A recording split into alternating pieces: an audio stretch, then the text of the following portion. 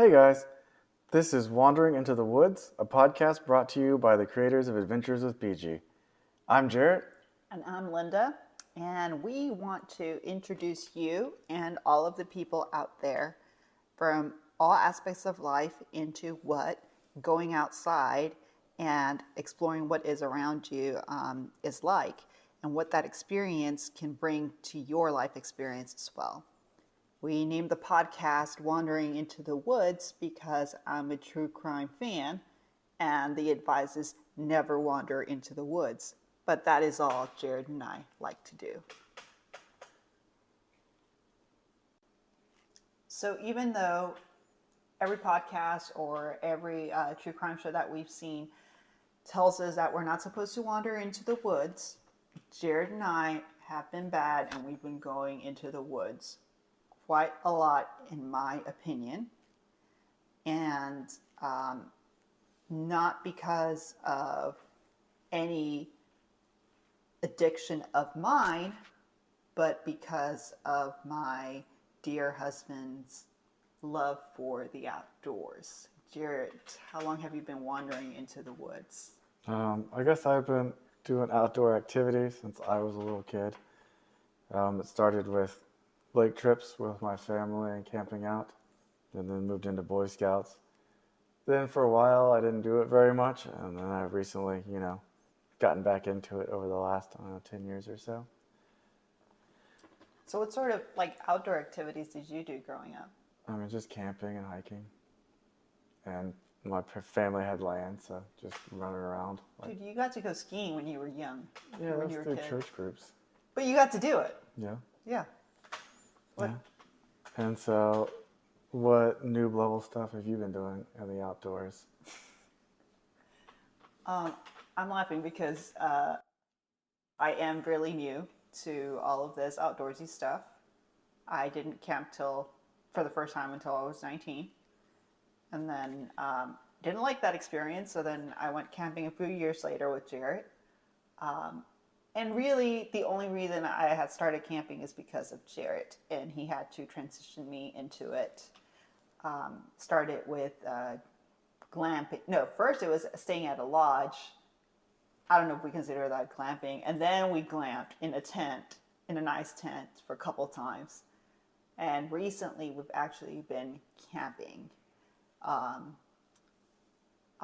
am just learning how to set up a tent. That tells you the level of where I'm at. And we've been camping for maybe 2 years already, together as a couple.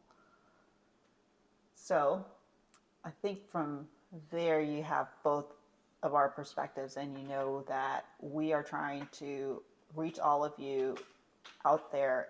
Even if you've never been out there in camping before or hiking, it's never too late to learn, and it's never too late to just go outside and explore what's outside of your backyard, or just what's next door.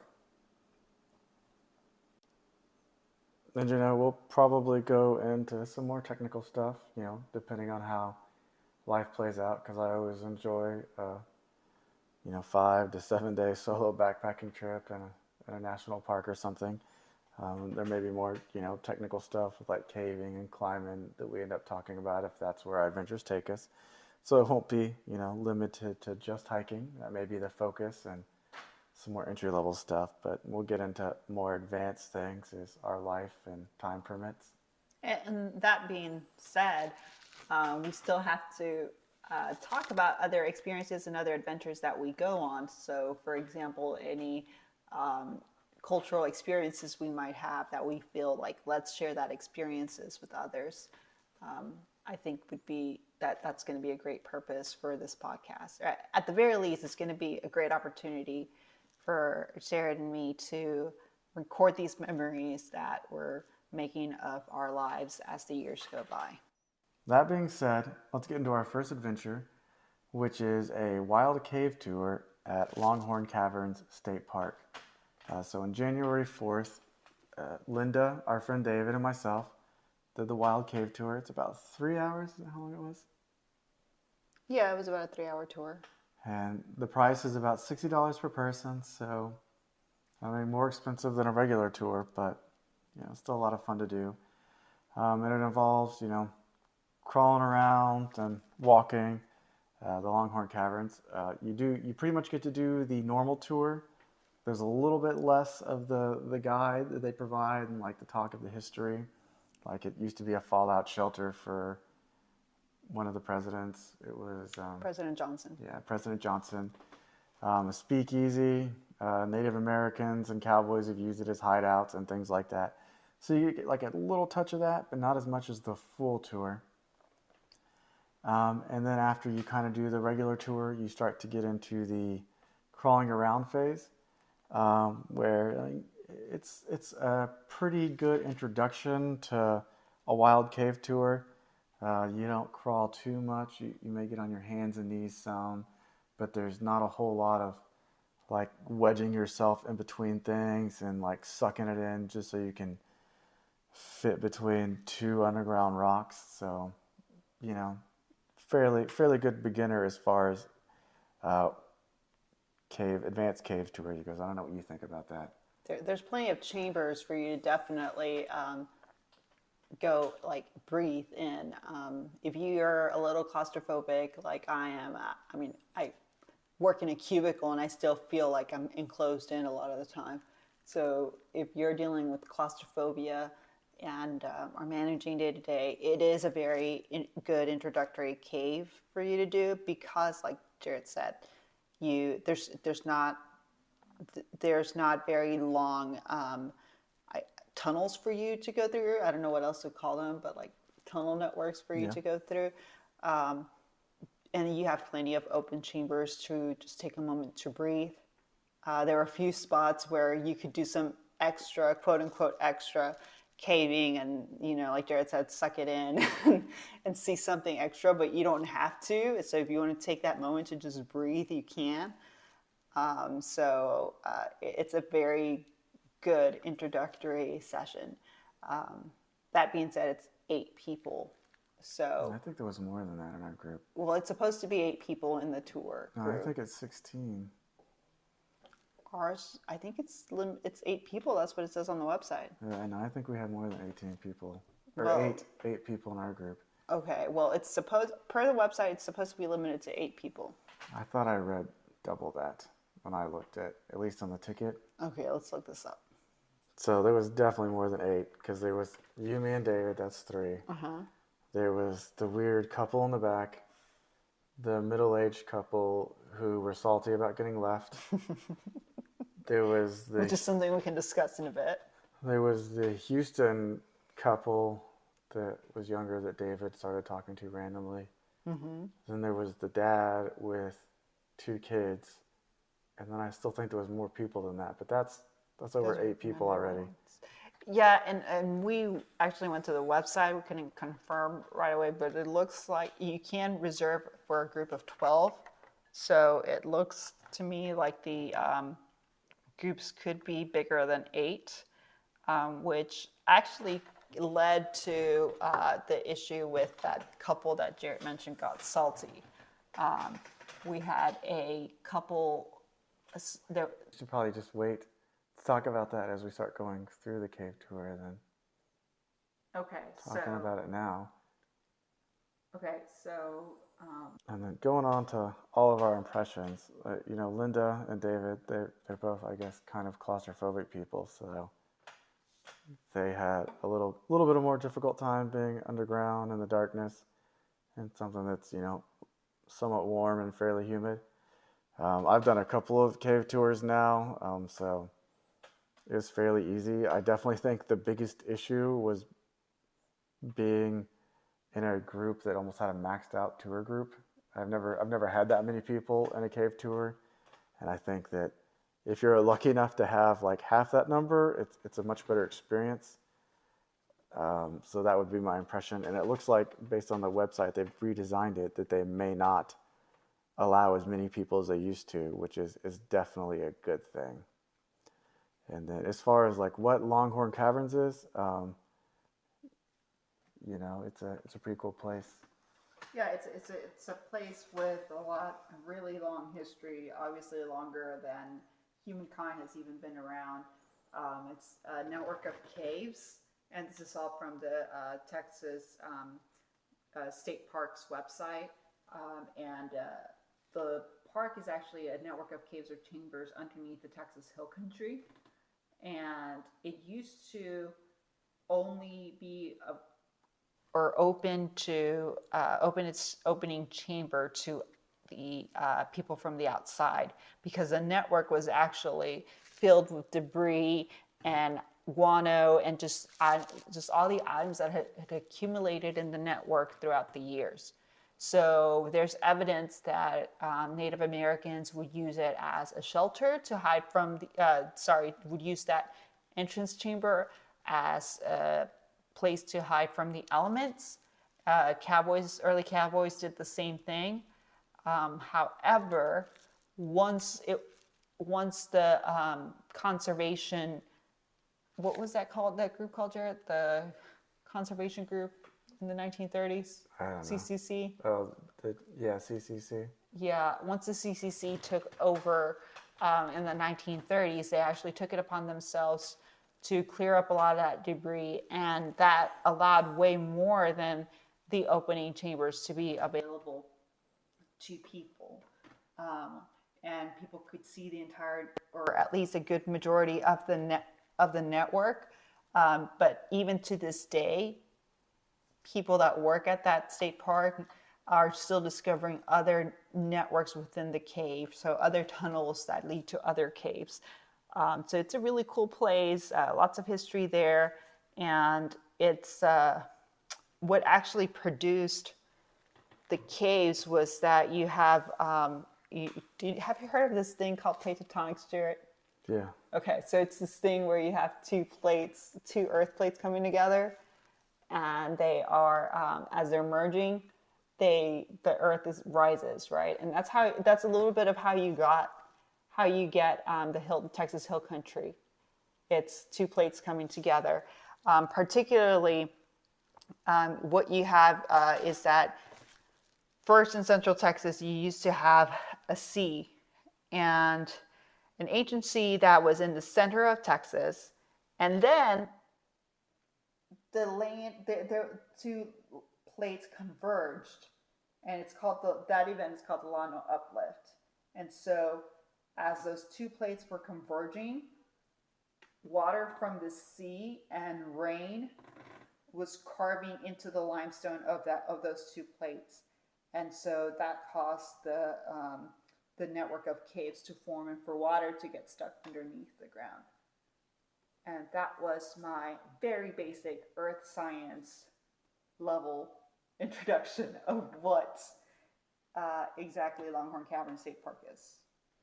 It's also one of the only two water-formed caves. I think the only other one is in Utah. Right. They did tell us that, and at our tour. Which means that it's pretty smooth as far as cave goes. You don't find a whole lot of features like stalactites, columns, stalagmites, those kind of things. So keep that kind of in mind if you do go to Longhorn as far as your expectations. There's not going to be cool like what you would think is your stereotypical cave features. So getting into the tour itself, as I mentioned before, we started by going and kind of doing a less informative cave tour where we did the walking portion, and they kind of gave us the history, who'd been there and done what, talked about the bats a little bit. And when we started, they gave us the option of doing something, which I don't remember, or going to the underground lake, which seems way cooler. So obviously everyone chose to go to the underground lake. If we would have tried to do it in reverse order, they wouldn't have let us. I think the difference, if I recall, was that we could go one of two ways through the network. Oh, it was like up or down, yes, right? Exactly. So you can either do it, quote unquote, hard and go go up into the caves, in which case you would get to see some of the lake at first, because it's under, it's more lower ground for you to be able to see the lake. But it requires more upper body strength, because you're going to have to be pulling yourself up through some of the caving tour. Whereas the other way was you're going from from a higher ground to lower ground, so it's easier. But you don't get to see the lake because I didn't get that part because apparently you'd be dirty by then or something like Yeah, that. that's what our cave tour guide said, that if you went the reverse order, that you couldn't see the lake because you'd be dirty and they didn't want to get it, contaminated and stuff. So obviously we chose to do the one with the lake. And that's what we did after we did the walking kind of basic tour. We started going towards the underground lake, and that was like through tunnel 1 or something. I think there was like 3 tunnels. Yeah. And then you get there. It just seems to be where some of the aquifer from that area has a little bit of water that comes through into the cave. It's just kind of like a large puddle, small pond. They let you squirm under a rock, and you get to like kind of sit on the bank, and you can put your fingers in it and say you touched cave water. But since we were in such a large group with like 12 people, there wasn't a whole lot of time. So you kind of like squirmed through, looked at the water, touched it, maybe took a picture, and then you went back and, waited for everyone to finish up. Yeah, and this is where you start realizing like what a difference it makes to be in some sort of shape before you take on a caving tour, because I'm not in the best shape.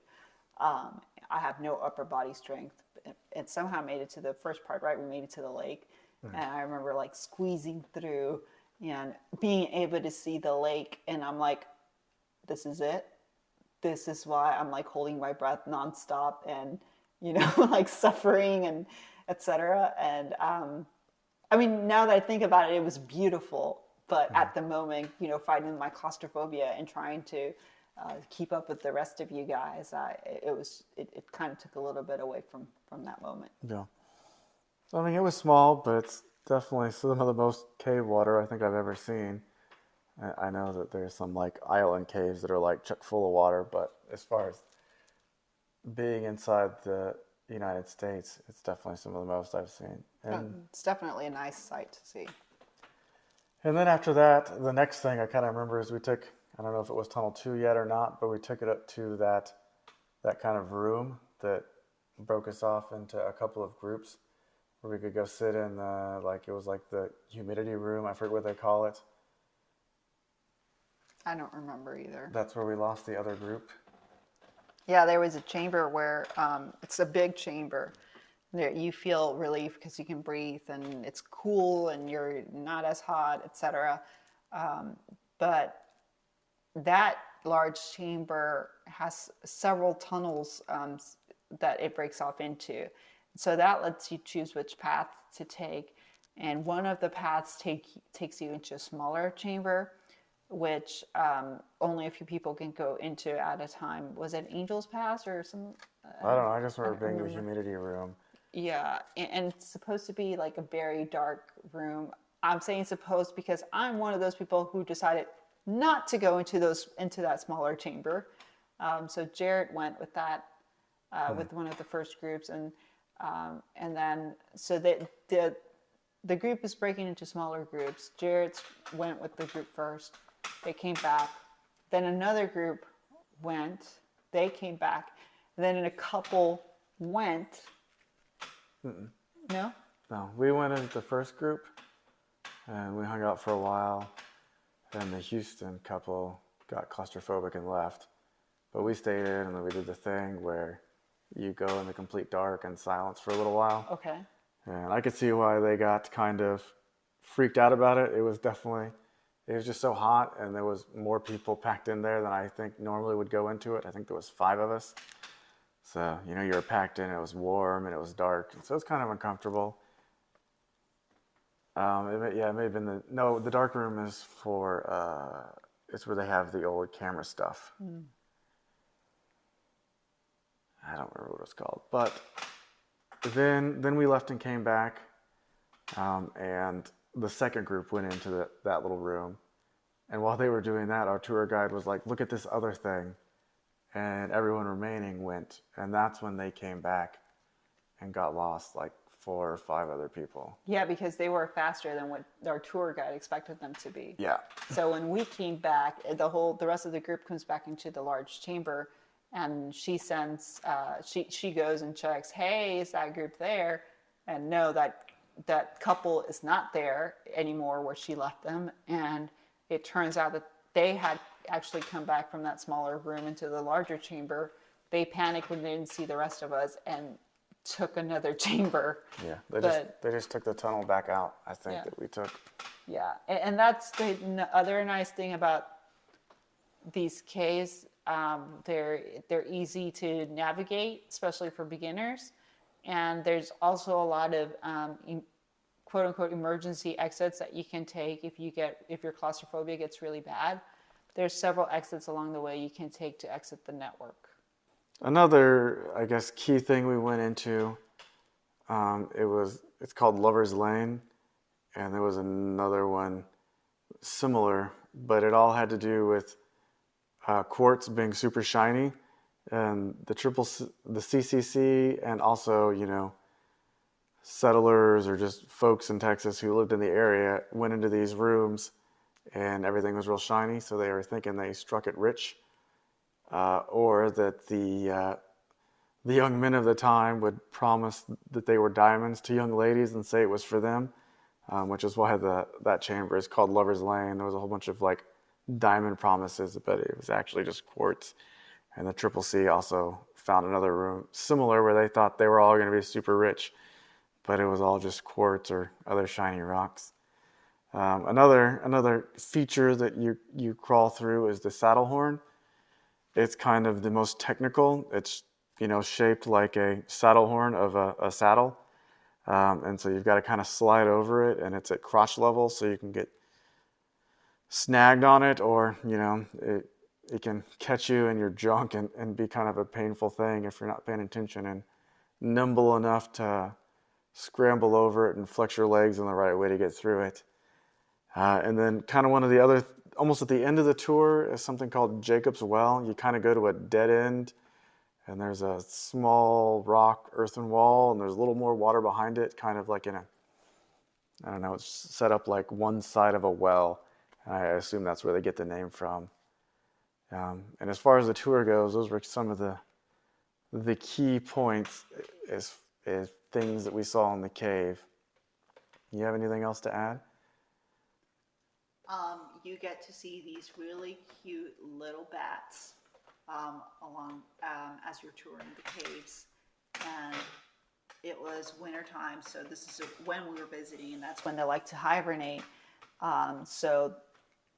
Just if you decide to go on this tour, be prepared to see the cutest little bats sleeping away, and they are solitary, so they're also that I don't know why that I feel that makes them extra cute, but you have to resist your urge to touch them because you don't want to wake them. Disturbing their hibernation cycle threatens their life. All right, final thoughts. I would definitely recommend this to anyone who's in the area or maybe even outside of the area, but definitely anyone in Texas that'd like to get their hands dirty with their first caving experience. I think this is a great way to get started, especially in a cave with a lot of history. If you were to say, hey, do you want to go again? I would go with you, definitely, because that would be cool, but I would not plan another trip for me to just go by myself. Linda? I am glad that we did it. I am glad I can say that we did it. I loved seeing the lake, underground lake, and I loved the challenge of battling my claustrophobic tendencies. But like you, I don't know that I would not do this again. But that is, I think, because of my personality, where I've seen it already and I'm claustrophobic, so I would rather not do it again.